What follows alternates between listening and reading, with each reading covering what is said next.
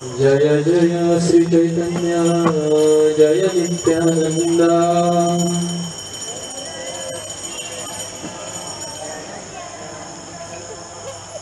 जय जय श्री चैतन्य जय नित्यानंद।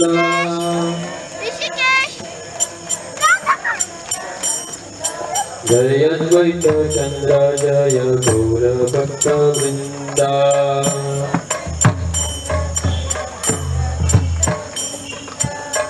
जय जय श्री चैतन्य जय नित्यानंद।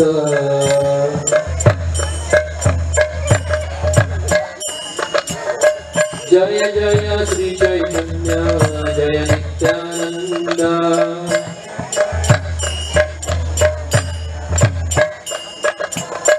जय द्वैत चंद्र जय गौर भक्त वृंदा।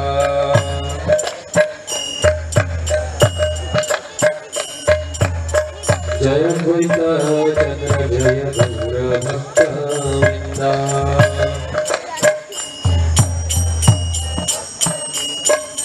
जय जय श्री चैतन्य जय नित्यानंद।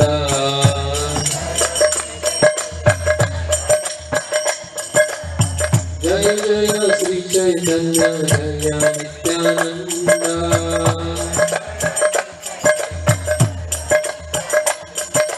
जय द्वैत चंद्र जय गौर भक्त वृंदा।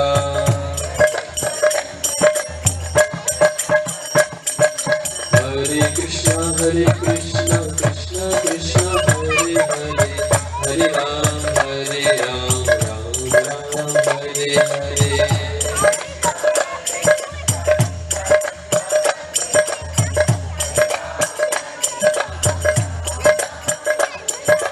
हरे कृष्ण कृष्ण कृष्ण हरे हरे, हरे राम राम राम हरे हरे।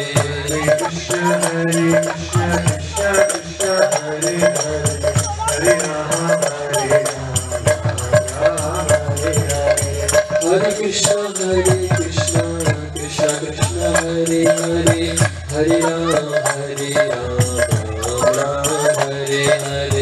हरे कृष्ण कृष्ण कृष्ण हरे हरे, हरे राम राम हरे हरे।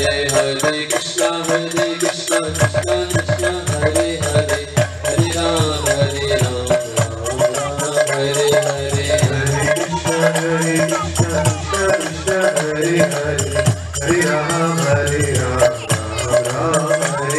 हरे कृष्ण कृष्ण कृष्ण हरे हरे, हरे राम राम हरे हरे।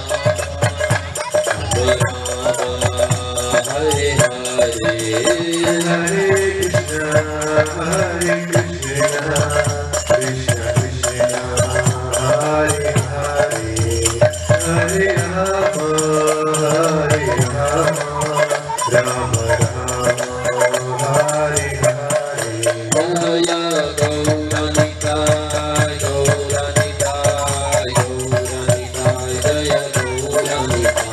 जय गौरनिताय गौरनिताय गौरनिताय जय गौरनिताय। प्रभुपाद प्रभुपाद प्रभुपाद जय प्रभुपाद। जय जय प्रभुपाद प्रभुपाद प्रभुपाद जय जय प्रभुपाद। जय जय गुरुदेव गुरुदेव जय गुरुदेव। जय जय गुरुदेव गुरुदेव जय जय गुरुदेव।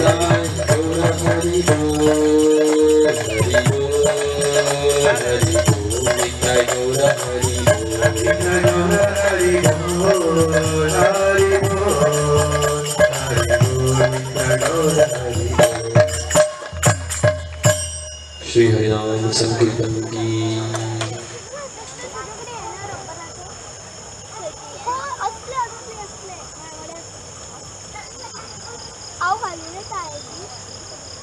ॐ अज्ञानतिमिरन्धस्य ज्ञानाञ्जनशलाकया चक्षुरुन्मिलितं येन तस्मै श्रीगुरवे नमः।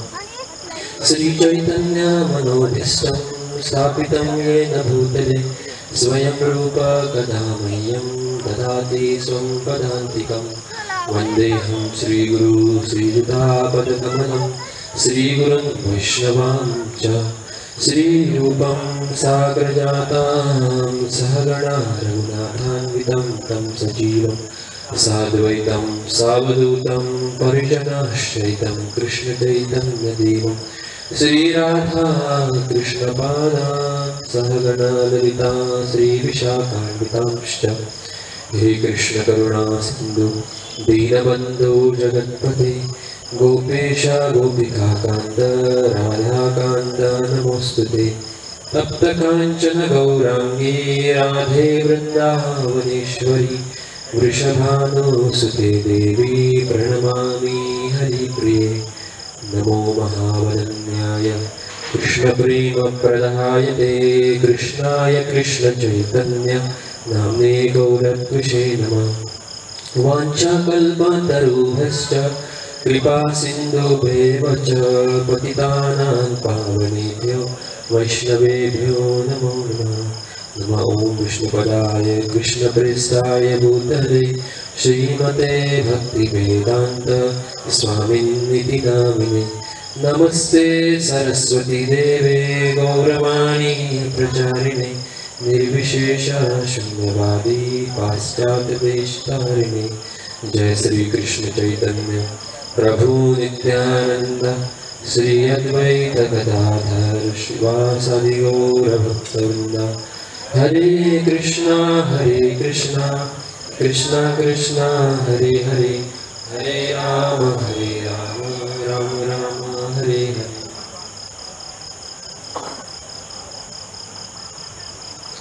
हरे कृष्णा। तो अंतर्राष्ट्रीय कृष्ण भावना प्रसंग के संस्थापक आचार्य श्रील प्रभुपाद की तरफ से मैं सबका हार्दिक स्वागत करता हूँ। और सबसे पहले जो भी कमेटी है उन्होंने मेरे को आमंत्रित किया, तो मेरा परम सौभाग्य है कि ऐसा मत समझो कि इधर बैठा मतलब मैं कोई बहुत बड़ा कथाकार हूँ। ऐसे बहुत से भक्त हैं जो मेरे से बहुत वरिष्ठ हैं, फिर भी एक सेवा समझ के मैं स्वीकार करके कुछ तो सभी वैष्णवों के चरण कमल में कुछ तो एक सेवा करने की प्रयास कर रहा हूँ। तो आज गौर पूर्णिमा का हम उत्सव मना रहे हैं। ऐसे देखा जाए तो कल गौर पूर्णिमा की जो तिथि थी, फिर भी वैष्णवों के लिए, खास करके गौड़ीय वैष्णवों के लिए गौर पूर्णिमा तो हर दिन है, क्योंकि शास्त्र में ऐसे कहा गया है कि भगवान हर जगह पे हर दिन जन्म लेते हैं और हर दिन अप्रकट होते हैं। तो इसका मतलब हम कभी भी गौर पूर्णिमा मना सकते हैं, कभी भी जन्माष्टमी मना सकते हैं, उसमें कुछ संशय नहीं है। तो इसलिए आज हम इधर प्रचुर मात्रा में ये जो उत्सव मना रहे हैं तो बहुत आनंद की बात है। तो गौर पूर्णिमा ऐसा एक त्यौहार है जो गौड़ीय परंपरा में जो भक्त वैष्णव आते हैं इनके लिए बहुत महत्वपूर्ण है। और खास करके श्री चैतन्य महाप्रभु उनका जो प्राकट्य दिन है वो हमारे लिए बहुत महत्वपूर्ण है, क्योंकि अलग अलग शास्त्र में भगवान के बारे में वर्णन किया गया है। और एक जगह पे ब्रह्मा जी खुद सनत कुमार जो चतुष कुमार है उनको बताते हुए कहते हैं कि जो एक गौर वर्ण, एक गौर सुंदर, ये जो चैतन्य महाप्रभु है वो इजीली किसको मिलते नहीं। इनका जो अवतरण होता है वो बहुत कम लोगों को देखने को मिलता है। और ये जो काल है जो अभी हम देख रहे हैं कि 535 साल पहले श्री चैतन्य महाप्रभु इस धरातल पे अवतरित हो चुके हैं, तो इसके बहुत निकट हम हैं, क्योंकि आगे जाके जब 5000 साल हो जाएंगे, 10,000 साल हो जाएंगे, तो उन लोगों को, उन भक्तों को कृपा मिलेगी, लेकिन जन सामान्य लोगों को उतनी कृपा नहीं मिलेगी जितनी अभी जब हम जो भगवान की कृपा प्राप्त करने की कोशिश कर रहे हैं। तो इसीलिए और ऐसा भी कहा जाता है कि चैतन्य महाप्रभु मतलब तत्व के हिसाब से देखे जाए तो ब्रह्मा जी के एक दिन में कभी तो आते हैं, और इसीलिए हमारा परम सौभाग्य है और हम भाग्यशाली हैं कि चैतन्य महाप्रभु हमारी कालावधि में आ चुके हैं, और उसकी हम ये जो हमको मौका मिला है चैतन्य महाप्रभु की कृपा प्राप्त करने का, ये मौका हम ऐसे गंवा नहीं सकते। और सही में आनंद की बात है कि इतने सारे प्रचुर मात्रा में भक्त लोग एकत्रित हुए हैं चैतन्य महाप्रभु का जो आविर्भाव है वो मनाने के लिए। तो अक्सर ये देखा जाता है कि हम हरे कृष्ण आंदोलन में जुड़े हैं, लेकिन हरे कृष्ण आंदोलन में आने से पहले एक प्रश्न था कि चैतन्य महाप्रभु है कौन। मेरे को कोई व्यक्ति आके पूछ रहा है कि ये चैतन्य कौन है। चैतन्य क्योंकि कभी कभी एक CAI कभी कभी लिखते हैं थोड़े लोग, तो एक आके व्यक्ति पूछ रहा है ये चैतन्य कौन है, तो थोड़े लोगों के नाम भी पता नहीं। जो थोड़े लोगों को पता है वो बोल रहे हैं कि बंगाल में कोई तो संत आके गया जिसने हरिनाम का प्रचार किया। तो बहुत बार ऐसे देखा जाता है कि कई लोग बोलते हैं कि एक भक्त था, एक संत था, लेकिन हमारे इतना परम सौभाग्य है कि हम चैतन्य महाप्रभु की परंपरा में आ चुके हैं, जैसे कि हरे कृष्ण आंदोलन में, और आने के बाद हमको श्रील प्रभुपाद की कृपा से हमको पता चला है कि चैतन्य महाप्रभु स्वयं भगवान है। श्रील प्रभुपाद बहुत बार ये श्लोका बोलते हैं, श्री कृष्ण चैतन्य राधा कृष्ण नहीं अन्य। ये जो चैतन्य महाप्रभु है, श्रील प्रभुपाद जब अमेरिका गए तो श्रील प्रभुपाद ने डायरेक्ट बताया Chaitanya Mahaprabhu is not different from Radha and Krishna. Shri Krishna Chaitanya Radha Krishna नहीं अन्य। और बहुत बार श्रील प्रभुपाद एक उदाहरण देते हैं कि जन्माष्टमी, श्री कृष्ण जन्माष्टमी जब हम मनाते हैं तो अष्टमी का आधा चांद, उसी प्रकार राधा अष्टमी का आधा चांद। तो आधा और आधा एक किया तो कितना होता है, मतलब जोड़ दिया तो क्या होता है, पूरा होता है ना। आधा और आधा क्या जोड़ दिया तो एक ही बन जाता है। तो आज का मतलब कल कौन सा दिन हो चुका, पूर्णिमा। तो पूर्णिमा का चांद कैसा रहता है, गोल रहता है। तो राधा और कृष्ण जब मिश्रित हो जाते हैं तो वो कौन बन जाता है, श्री चैतन्य महाप्रभु बन जाते हैं। तो राधा श्री कृष्ण चैतन्य राधा कृष्ण नहीं अन्य, स्वयं भगवान है। सर्व अवतारी कृष्ण स्वयं भगवान, ताहार द्वितीय देह श्री बलराम। तो चैतन्य चरितामृत जो कृष्णदास कविराज गोस्वामी जो ग्रंथ लिखा है, तो उसमें वो कहते हैं कि सर्व अवतारी कृष्ण स्वयं भगवान। ये चैतन्य महाप्रभु के बारे में व्याख्या देते हैं। श्लोका बोलते हैं कि सर्व अवतारी, दो शब्द है अवतार और अवतारी। अवतारी मतलब जिससे अवतार आता है, जैसे हम बोलते हैं नरसिंह अवतार, राम, कूर्म, वराह, परशुराम, ये सब अवतार हो चुके हैं। लेकिन एक इनसे आते हैं जो पूर्ण पुरुषोत्तम भगवान श्री कृष्ण है। तो चैतन्य महाप्रभु के बारे में बताते हुए कृष्णदास कविराज गोस्वामी लिखते हैं कि सर्व अवतारी कृष्ण स्वयं भगवान। चैतन्य महाप्रभु कौन है, स्वयं भगवान है। ताहार द्वितीय देह श्री बलराम, इस प्रकार बलराम भी है, उनका क्या है, एक शरीर है।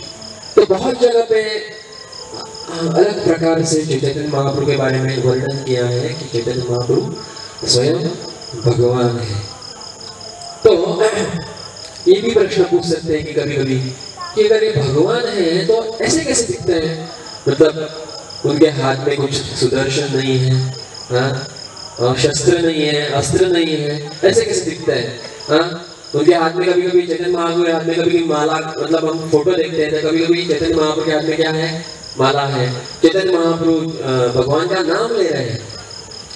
तो अक्सर ये प्रश्न पूछा जाता है कि अगर भगवान है तो ये ऐसे क्यों कर रहे हैं, मतलब भगवान का ही नाम क्यों ले रहे हैं, कीर्तन क्यों कर रहे हैं, ऐसा प्रश्न पूछा जाता है। तब आचार्य लिखते हैं कि भगवान अलग अलग युगों में अलग अलग धर्म की स्थापना करने के लिए आते हैं। जैसे कि भगवद गीता में बताया गया है, यदा यदा ही धर्मस्य ग्लानिर्भवति भारत अद्भुतानाम अधर्मस्य तदात्मानं सृजाम्यहम्। भगवद गीता में भगवान श्री कृष्ण अर्जुन को बताते हैं कि यदा यदा ही, जब जब धर्म में ग्लानि हो जाता है, धर्म में ग्लानि होना मतलब धर्म नष्ट होना, आसुरिक प्रवृत्ति बढ़ जाने के बाद धर्म की विडंबना होती है। यदा यदा ही धर्मस्य ग्लानिर्भवति भारत अद्भुतानाम अधर्मस्य, अधर्म जब बढ़ जाता है तदात्मानं सृजाम्यहम्, मैं क्या करता हूँ, अवतरित होता हूँ। तो इसका मतलब धर्म की स्थापना करने के लिए भगवान या भगवान के अवतार हर एक युग में क्या करते हैं, अवतरित हो जाते हैं, अवतार लेते हैं। उसी प्रकार श्री चैतन्य महाप्रभु इस कलयुग में, जो कलयुग कले दोषे निधे राजन, ये कलयुग जो दोषों का भंडार है, इस भंडार में श्री चैतन्य महाप्रभु स्वयं अवतारित हो चुके हैं। किसके लिए, धर्म की स्थापना करने के लिए। और श्री चैतन्य महाप्रभु ने कौन सा धर्म स्थापन किया, कलयुग का धर्म कौन सा है, कौन सा धर्म है, कलयुग का धर्म है हरे कृष्णा कृष्णा कृष्णा हरे हरे, हरे राम राम राम हरे हरे। इसकी भी व्याख्या श्रीमद् भागवतम में ही की गई है 11वें स्कंद में। जब निमि महाराज प्रश्न पूछते हैं नवयोगेंद्र से, पूछते हैं कि कलयुग का धर्म कौन सा है, कलयुग जो कलयुग आने वाला है उसके लिए पुष्टि कौन सी दी गई है, क्या साधन है। हाँ, कलयुग में जो जीवात्मा आएंगे वो स्वयं का खुद का उद्धार कैसे कर पाएंगे। तब नवयोगेंद्र में से करभाजन ऋषि हैं, वो बोलते हैं कि कृते ध्यायतो विष्णु त्रेतायाम यजतो मघै द्वापारे परिचर्याया कलो तत् हरि कीर्तना। तो जिस प्रकार कृतेय मतलब सत्ययुग में विधि थी कि ध्यान करना, ध्यायतो विष्णु के ऊपर, परम भगवान के ऊपर ध्यान करना। त्रेतायाम यजतो मघै, त्रेता युग में क्या था, यज्ञ करना। द्वापारी परिचर्याया, परिचर्या मतलब भगवान की अर्च विग्रह की पूजा करना। और कलो तत् हरि कीर्तनम, कलो मतलब कलियुग, कलियुग में क्या है, हरि कीर्तन है, भगवान के नामों का जप, भगवान के नामों का उच्चारण। जैसे कि स्कंद पुराण में बताया गया है, हरिर नाम एव केवलम कलो नास्तेव गतिरन्यथा।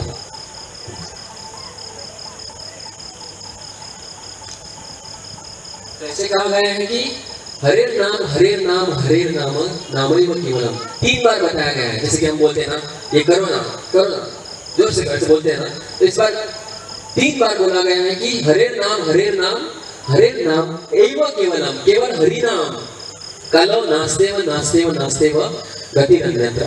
मतलब कलयुग में केवल एक ही साधन है उच्च गति प्राप्त करने के लिए, एक ही साधन है, वो है भगवान के हरि नाम का। और उसी प्रकार सुखदेव गोस्वामी बताते हैं, कलेर दोषे निधे राजन अस्ति एक महान गुण कीर्तना देव कृष्णस्य मुक्त संगम परम व्रजे। सुखदेव गोस्वामी बताते हैं श्रीमद् भागवतम में, कलेर दोषे निधे राजन, ये जो कलयुग है ये दोषों का भंडार है। अस्ति एक महान गुण, लेकिन ये कलयुग का एक महान गुण क्या है पता है, कि मुक्त संगम परम व्रजे। जब भगवान का जब हम नाम लेंगे तब क्या हो जाएगा, हमको भगवान का प्रेम प्राप्त हो जाएगा। तो ये जो कलयुग का जो धर्म है, युग धर्म है, इसको स्थापित करने के लिए स्वयं भगवान आए।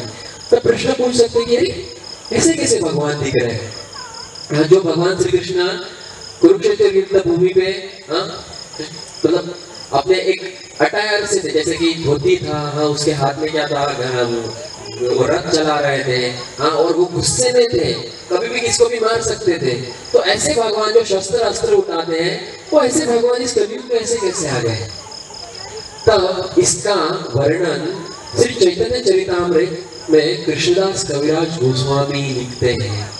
तो कृष्णदास कविराज गोस्वामी चैतन्य महाप्रभु की परंपरा में एक आचार्य बन के गए, जिन्होंने चैतन्य महाप्रभु के जीवन चरित्र लिखा है। तो चैतन्य महाप्रभु की जो पूर्ण बायोग्राफी है वो कृष्णदास कविराज गोस्वामी ने लिखी है। तो कृष्णदास कविराज गोस्वामी अपने पुस्तक में लिखते हैं, अनार्पित चरम चिराग करुण्यावतीर्ण खलो समर्पयतु उन्नतो जलम प्रसाद स्वम भक्ति श्रियाम हरि पुराण सुंदरम द्युति कंदर्प संपिता सदा हृदय कंदरो स्फुरिता व सचिनंद सुता। तो वो लिखते हैं कि वे प्रभु जो श्रीमती सची देवी के पुत्र के रूप में विख्यात हैं, आपके अंतर में दिव्य स्थान ग्रहण करें। वे पिघले सोने की धुति से समुद्भवित होकर इस कलयुग में अपनी अहितुकी कृपा से भक्ति का सर्वोच्च रस माधुर्य रस प्रदान करने के लिए अवतरित हुए हैं, जिसे इसके पूर्व कोई अन्य अवतार नहीं कर पाया है। तो इधर सुंदर तरीके से बताया गया है कि जो स्वयं भगवान श्री चैतन्य महाप्रभु के रूप में इस संसार में आए हैं, इस कलयुग में आए हैं, किस लिए आए हैं? जो प्रेम इसके पहले किसी अवतार ने प्रदान नहीं किया था। इसके पहले बहुत सारे अवतार आके चले गए, स्वयं भगवान श्री कृष्ण आके चले गए, जिन्होंने बोला है, क्या बोला है? भगवद गीता में बोला है, मन्मना भवमत भक्तो मध्याजिमाम नमस्कुरु यत् करोसि यत् अप्नासि यत् जीवोसि ददासि यत् सर्वधर्मान् परित्यज्य मामेकं शरणं व्रज अहं त्वां सर्वपापेभ्यो मोक्षाय शम्यमासुच मच्चित्ता मद्गत प्राण बोधयन्ता परस्परं कथयन्तश्च मां नित्यं तुष्यन्ति चारमन्दिता। ये क्या बोल रहे भगवान? भगवान बोल रहे कि मेरे को स्मरण करो, मेरी पूजा करो, मेरे को नमन करो, मच्चित्ता आपके हृदय में मेरे को स्थान दे दो, सर्वधर्मान् परित्यज्य मामेकं शरणं व्रज, मेरी शरण में आ जाओ। ये भगवान किधर बोल रहे हैं? किधर बोल रहे हैं? भगवद गीता में बोल रहे हैं। कब? 5000 साल पहले बोल रहे हैं। तो भगवान सोच रहे हैं कि मैं हर बार बोलता हूँ, लेकिन कभी करके नहीं दिखाता हूँ। तो भगवान सोच रहे हैं कि अभी अगर कलयुग में आने वाले जो भी जीवात्मा, मतलब शास्त्र में बताया गया कि कलयुग ऐसा एक युग है जब केवल पतित आत्मा जीव जन्म लेते हैं। तो हम कौन से आत्मा है? हम सभी कौन से आत्मा है? हम सभी कौन से आत्मा है? पतित आत्मा है। लेकिन पतित आत्मा होके भी हमारा एक परम सौभाग्य है कि इस कलयुग में श्री चैतन्य महाप्रभु पधारे हैं। इसलिए हम पतित आत्मा नहीं भी हैं, क्योंकि श्री चैतन्य महाप्रभु की हमको असीम कृपा प्राप्त हो चुकी है। तो जब भगवान ऐसे सब कुछ बोलते हैं कि मेरी शरण ले लो, मेरी भक्ति करो, मेरे को नमन करो, मेरे शरण में जाओ, लेकिन भगवान सोच रहे हैं कि कलयुग के जीवन तो इतने अधम है, इतने पापी हैं, उनको पता नहीं चल रहा है कि मेरे शरण में कैसे जाएंगे, मेरी भक्ति कैसे करेंगे। हाँ, जैसे कि एक टीचर रहता है, तो टीचर को सब कुछ पता रहता है कि कैसे प्रॉब्लम सॉल्व करना है, वो बोर्ड पे बाद में दिखाता है ऐसे ऐसे करना है। लेकिन जब भी एक स्टूडेंट, उसको पता नहीं चलता कि कैसे करना है और इसको कैसे सोल्यूशन निकालना है। तो उसी प्रकार भगवान सोच रहे हैं कि मेरे को खुद आगे इधर दिखाना है कि कैसे ये सब कुछ भक्ति कैसे करनी है। तब श्री चैतन्य महाप्रभु सोचने लगते हैं, चिरकाल नाही करे प्रेम भक्ति दाना, भक्ति बिना जगतेरा नाही अवस्थाना। तब कृष्णदास कविराज गोस्वामी लिखते हैं कि भगवान अभी सोच रहे हैं, क्या सोच रहे हैं? दीर्घ काल से मैंने अपनी अनन्य प्रेमा भक्ति का दान विश्व के निवासियों को नहीं दिया है। ऐसी प्रेमा भक्ति के बिना भौतिक जगत का अस्तित्व व्यर्थ है। मैंने भक्ति के बारे में बताया है, लेकिन ये भक्ति कैसी करनी है अभी तक मैंने कभी दिखाया नहीं है। तो इसलिए भगवान सोच रहे हैं कि मेरे को क्या करना है, ये भी भक्ति कैसी करनी है उनको दिखाना है। तो आगे फिर से भगवान बोल रहे हैं, मतलब भगवान अभी कैसे सोच रहे हैं, ये कौन लिख रहे हैं? कृष्णदास कविराज गोस्वामी अपने ग्रंथ में लिख रहे हैं। तो आगे बोल रहे हैं, युग धर्म प्रवर्तनु नाम संकीर्तन चारी भाव भक्ति दिया नाचामु भवन। आगे लिख रहे हैं, मैं युग धर्म अर्थात नाम संकीर्तन का प्रवर्तन स्वयं करूंगा। मैं संसार को प्रेमा भक्ति के 4 रसों की अनुभूति कर कर उन्हें प्रेम विभोचर बनाकर नचा दूंगा। तो भगवान क्या सोच रहे हैं कि आने वाले कलयुग के लिए जो अधम का युग है उसमें मैं क्या करूंगा? प्रेमा भक्ति दूंगा। और उस प्रेमा भक्ति को क्या कहा गया है? 4 रस। 4 रस मतलब उच्च कोटि भक्ति के 4 रस है, जैसे कि दास्य, साख्य, वात्सल्य और माधुर्य। दास्य रस में आप भगवान की भक्ति कर सकते हैं, वात्सल्य रस में आप भगवान की भक्ति कर सकते हैं, साक्ष्य रस में आप भगवान की भक्ति कर सकते हैं और माधुर्य रस में भी आप भगवान की भक्ति कर सकते हैं। ये चारों भक्ति आपको व्रज में पाई जाती है। तो ये जो उच्च कोटि की जो भक्ति है वो भक्ति में प्रदान करूंगा, और ये भक्ति कैसे करनी है मैं ये सब कुछ आगे बताऊंगा। और आगे भगवान सोच रहे हैं कि आपनी करीमो भाव भक्ति भाव अंगकार, आपने आचार्य भक्ति शिकाई मो सवारे। अभी भगवान देखो क्या सोच रहे हैं। भगवान सोच रहे हैं मैं भक्त की भूमिका स्वीकार करूंगा और स्वयं भक्ति का अभ्यास करके उसकी शिक्षा दूंगा। तो भगवान क्या बोल रहे हैं, मैं क्या करूंगा, पहले भक्त की भूमिका करूंगा। तो इसीलिए बहुत लोग बोलते हैं अरे ये भगवान है लेकिन ये कैसे दिख रहे हैं, भगवान भक्त के रूप में दिख रहे हैं। हाँ, कभी कोई चैतन्य महाप्रभु का रूप कैसे दिख रहा है, संन्यास रूप दिख रहा है। तो कोई बोल रहे हैं ये तो भक्त है, इसलिए लोग बोलते हैं कि ये संन्यास एक ही कौन है, एक संत है जो बंगाल में आ चुके हैं। लेकिन भगवान इधर क्या बोल रहे हैं, मैं स्वयं भगवान, लेकिन मैं किस प्रकार आऊंगा, मैं एक भक्त के रूप में आऊंगा। किस लिए, क्योंकि लोगों आने वाले जीवात्मा को दिखाना चाहिए कि भक्ति कैसी करनी है। भगवान बोल रहे हैं भक्ति का अभ्यास करके उसकी शिक्षा दूंगा। भगवान ने सब कुछ लिखा है, सर्वधर्मान परित्यज्य ये वो सब कुछ लिखा है, लेकिन खुद चैतन्य महाप्रभु जब इधर आते हैं तो खुद भगवद गीता भी पढ़ते हैं, श्रीमद् भागवतम पढ़ते हैं। आपको पता है कि चैतन्य महाप्रभु हर दिन श्रीमद् भागवतम पढ़ते थे। श्रीमद् भागवतम पढ़ के जो प्रहलाद महाराज का जो पूर्ण लीला है वो पढ़ के, नरसिंह भगवान की जो लीला पढ़ के इतने रोते थे कि श्रीमद् भागवतम के ऊपर पूर्ण पानी बह जाता था। मतलब चैतन्य महाप्रभु के अश्रु हैं वो श्री भागवतम में क्या हो जाते थे, पिघल जाते थे। और जो भी लिखित को जो भी कुछ है वो सब कुछ क्या हो जाता था, पिघल जाता था। मतलब श्री चैतन्य महाप्रभु दिखा रहे हैं कि किस प्रकार हमको श्रीमद् भागवतम पढ़ना है, उसका पठन करना है। तो भगवान इधर दिखा रहे हैं कि शिक्षा दूंगा। खुद श्री चैतन्य महाप्रभु बता रहे हैं कि मैं आगे क्या करूंगा, ये जो भक्ति कैसी करनी है वो दिखाऊंगा। श्री चैतन्य महाप्रभु ने खुद बताया कि हरिनाम कैसे लेना है, इसलिए श्री चैतन्य महाप्रभु ने शिक्षाष्टकम का लेखन किया। जिस शिक्षाष्टकम में बोल रहे हैं कि किस प्रकार हरिनाम लेना है। उसके आगे भगवान और भी सोच रहे हैं, क्या सोच रहे हैं, भगवान बोल रहे हैं आपने देखले धर्म शिखैना याय यही तई सिद्धांत गीता भागवते गाय। भगवान बोल रहे हैं जब तक कोई स्वयं भक्ति का अभ्यास नहीं करता तब तक वह अन्य को इसकी शिक्षा नहीं दे सकता। इसी निष्कर्ष की पुष्टि गीता तथा भागवत में हुई है।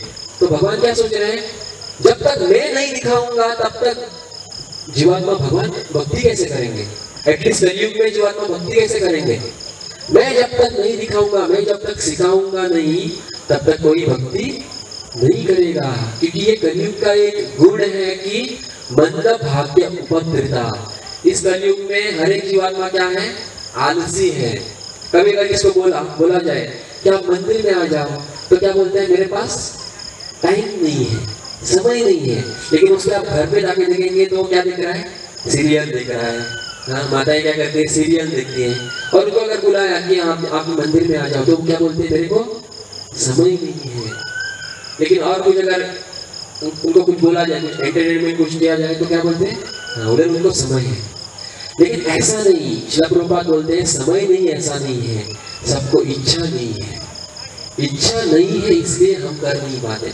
अगर थोड़ी सी भी हमको इच्छा है तो ऑटोमेटिकली समय मिलता है। थोड़ी सी भी हमको इच्छा है कि भगवान की नामों का उच्चारण करें तो हमको ऑटोमेटिक समय मिलेगा। भक्ति का गुण ही ऐसा है कि आप जितना भगवान का नाम लेंगे ऑटोमेटिकली उतना समय उधर पैदा हो जाता है। तो समय नहीं है ऐसा नहीं है, हमारी इच्छा नहीं है, क्योंकि हम बहुत आलसी हो गए। तो ये है कलयुग का गुण है कि जीवात्मा आलसी है। मंद भाग्य, हर एक जीवात्मा का भाग्य कैसा है मालूम है, मंद है। इसलिए तो हम कलयुग में पैदा हुए हैं, हम कलयुग के प्रोडक्ट्स हैं। हाँ, हमारा भाग्य क्या है, मिसफॉर्चून है। तो ऐसे श्रीमद् भागवत में बताया गया है। तो चैतन्य महाप्रभु सोच रहे हैं कि ऐसे जीवात्मा को क्या करना है, मेरे को उद्धार करना है। इसलिए चैतन्य महाप्रभु को कौन सा अवतार बताया गया है, पतित पावन। पतित पावन तो तव अवतार मौसमा पतित प्रभु न पाही प्यार। हाँ, नरोत्तम दास ठाकुर लिख रहे हैं कि ऐसा अवतार कभी हो नहीं चुका है जो इतना पतित पावन है, इतना करुणमयी है कि जो भी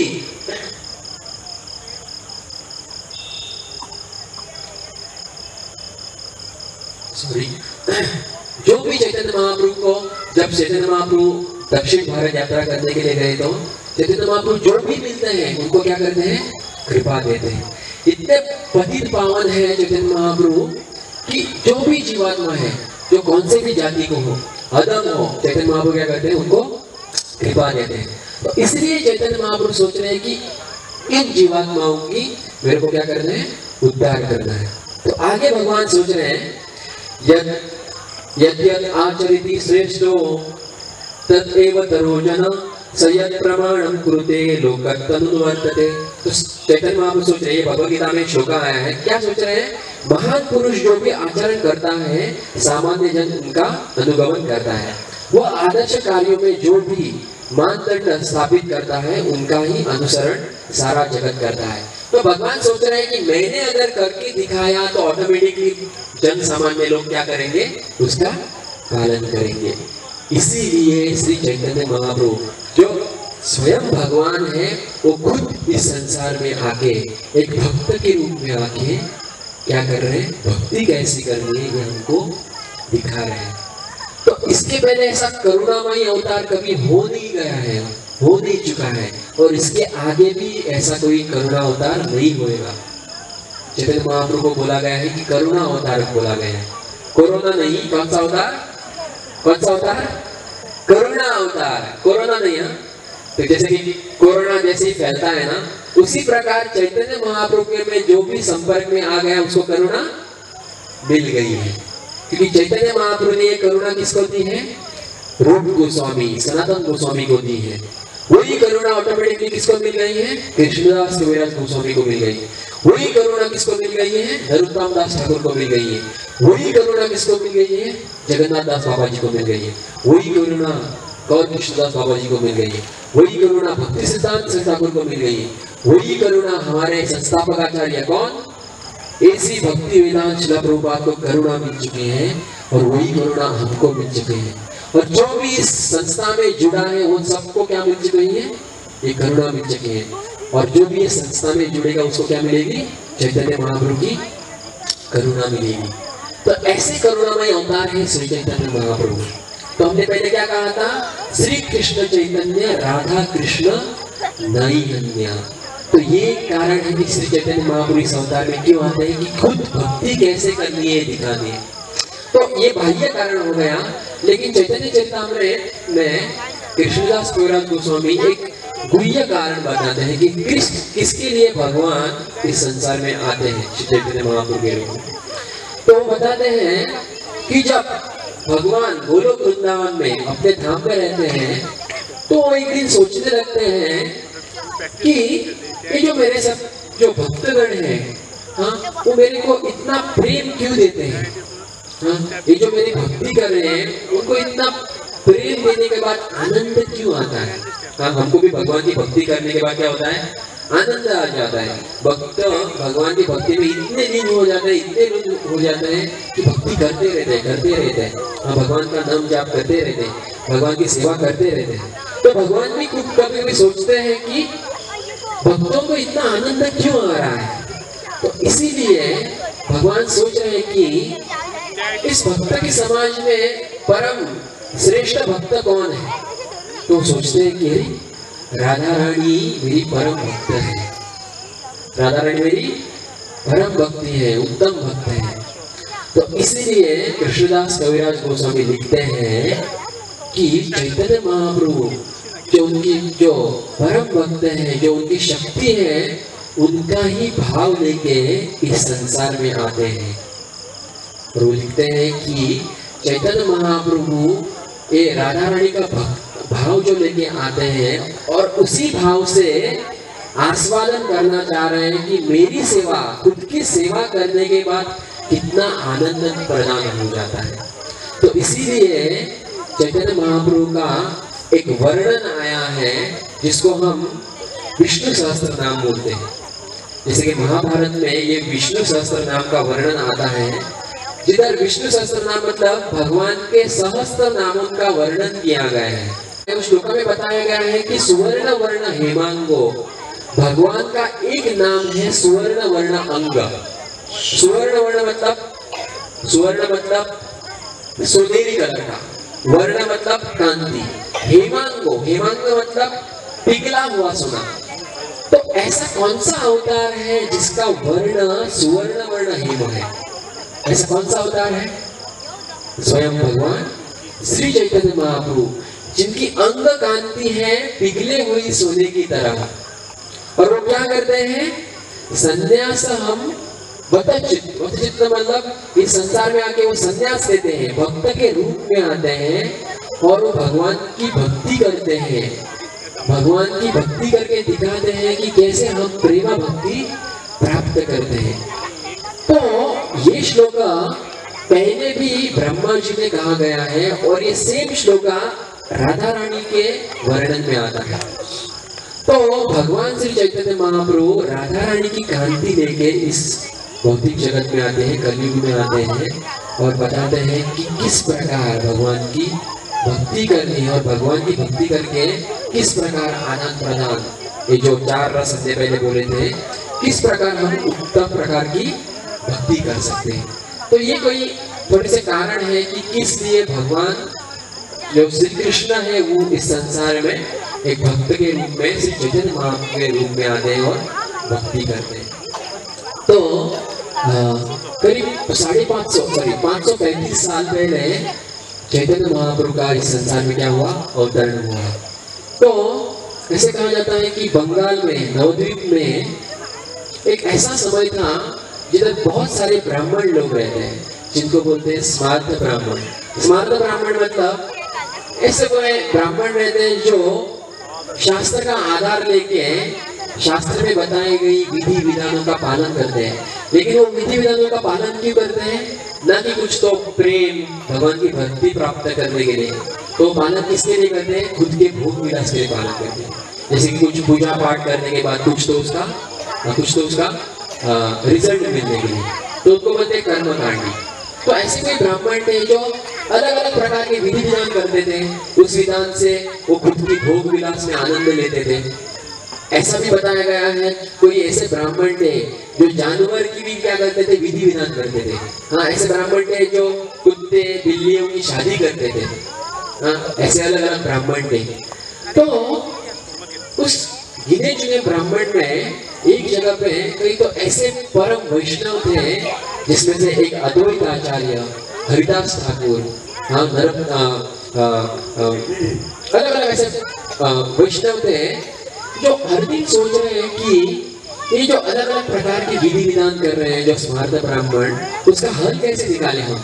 हाँ, पूरे जो लोग हैं ये भोग विलास कर रहे हैं, इनको प्रेमा भक्ति कैसे प्राप्त हो जाएगी। तब अद्वैत आचार्य एक दिन ऐसे सोच रहे हैं कि कब भगवान इस संसार में आएंगे और खुद भक्ति कैसी करनी है दिखाएंगे। तो अद्वैत आचार्य जोर जोर से हर दिन भगवान का नाम पुकारते थे, हरे कृष्णा कृष्णा कृष्णा हरे हरे, हरे राम राम राम हरे हरे।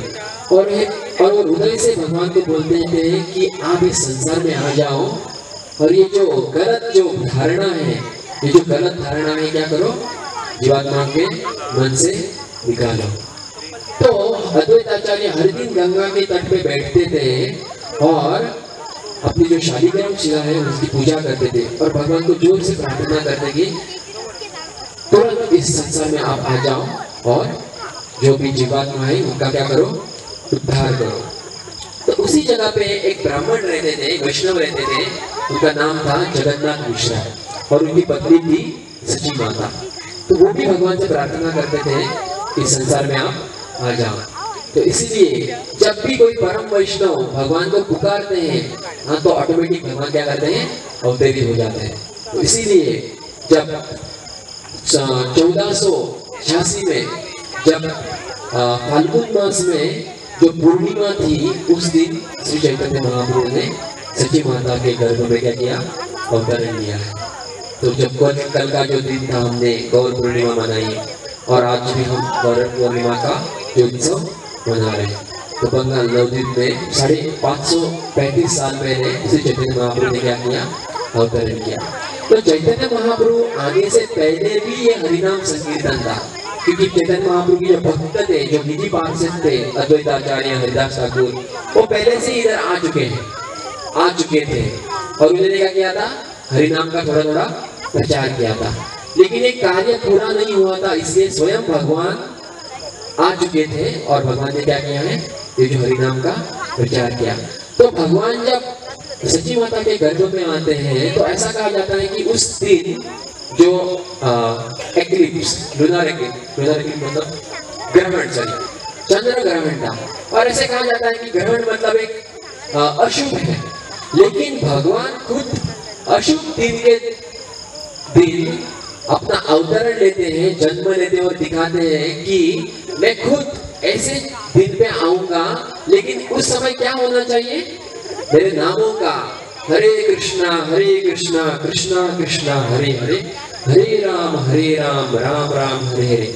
जब मेरे नामों का कीर्तन हो जाएगा तो ऑटोमेटिकली सब जो समय हो जाएगा, शुभ हो जाएगा। तो इसीलिए हमको क्या समझना चाहिए कि कौन सा भी अशुभ समय हो, लेकिन उस जगह पे हम कीर्तन करेंगे, भगवान का नाम लेंगे, तो समय क्या हो जाता है, ऑटोमेटिकली शुभ हो जाता है। तो सारे भक्त लोग क्या कर रहे थे, कीर्तन कर रहे थे, जोर जोर से कीर्तन कर रहे थे। कई भक्त लोग गंगा में स्नान कर रहे थे, क्योंकि जो एक्लिप्स था, ग्रहण था, इसके कारण क्या कर रहे थे, गंगा में रहकर क्या कर रहे थे, कीर्तन कर रहे थे। और ऐसा बताया जाता है कि नवद्वीप में ऐसे कोई लोग थे जिसको कभी पहले देखा नहीं था। तो आचार्य बताते हैं वो लोग कौन थे, देवी देवता थे। तो क्योंकि भगवान आ चुका है, इसका मतलब देवी देवता तो क्या करते हैं, उधर आते हैं। और देवी देवता क्या करते हैं, उधर भगवान की क्या करते हैं, स्तुति करते हैं।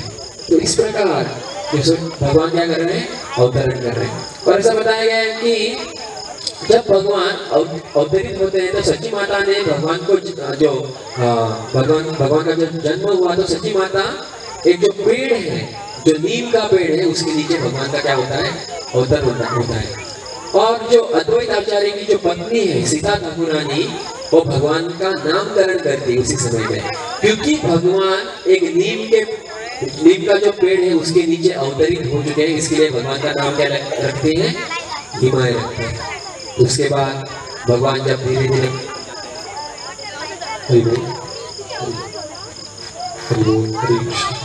तो भगवान जब बड़े हो जाते हैं, तो भगवान क्या करते हैं, भगवान का नाम लेते हैं। भगवान अपने निजी पार्षदों के साथ क्या करते हैं, अलग अलग प्रकार की लीलाएं करते हैं। तो जैसे कि भगवद गीता में बताया गया है, जन्म कर्मच में दिव्यम एवं योगिति तत्वतः त्यक्त्वा देहम पुनर्जन्म नैतिमाम सोइति सोअर्जुन। तो भगवान क्या बताते हैं, मेरी जो लीला है, मेरे जो कर्म है, वो क्या है, दिव्य है। भगवान अगर कौन से भी कर्म करते हैं तो क्या बन जाती है, लीला बन जाती है। अगर हम कौन से भी कर्म करेंगे तो क्या वो लीला बन जाते हैं। जिस प्रकार समझो भगवान ने एक पहाड़ उठाया तो क्या बन गई, गोवर्धन लीला बन गई। भगवान अगर किसी सांप के मुंह में चले गए तो वो क्या बन गई, अगासुर लीला बन गई।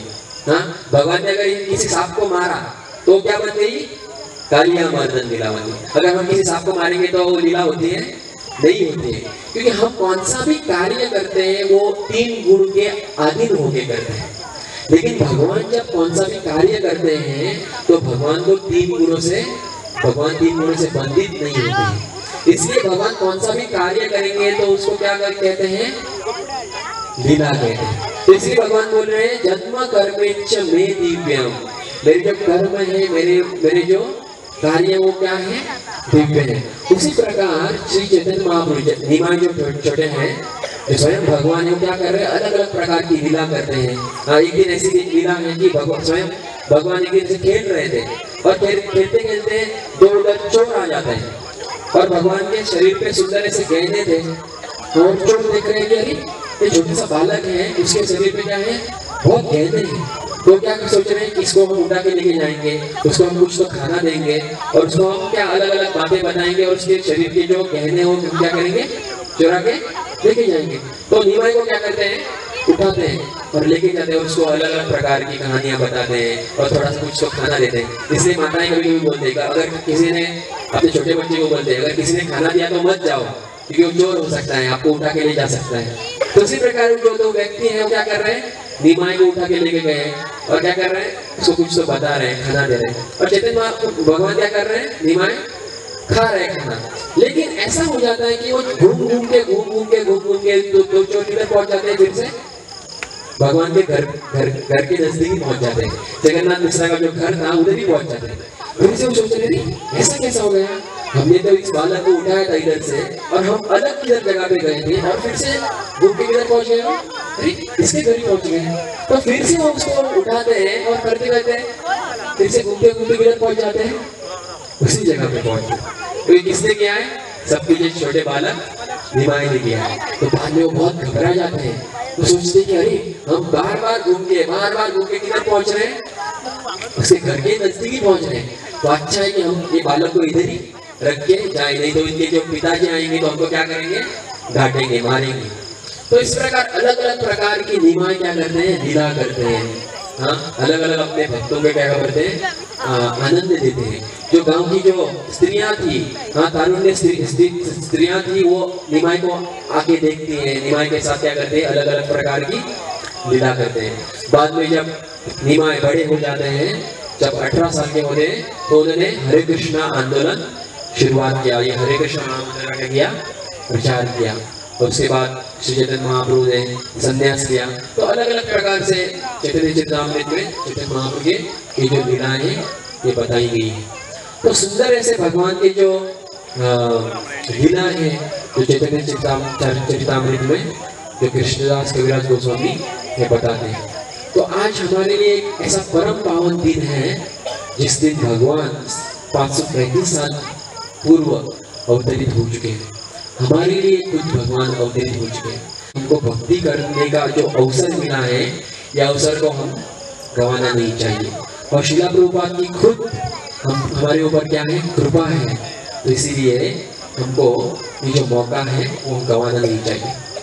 तो ऐसे परम पावन दिन के ऊपर हम श्री चैतन्य महाप्रभु से, चैतन्य महाप्रभु की जो अनुयायी है, श्री रूप गोस्वामी, सनातन गोस्वामी, अलग अलग आचार्य हैं, इनसे हम प्रार्थना करेंगे कि जो चैतन्य महाप्रभु की जो कृपा है वो हम पे ऐसी बरसाती रहे। तो सबका बहुत बहुत धन्यवाद। हरे कृष्ण।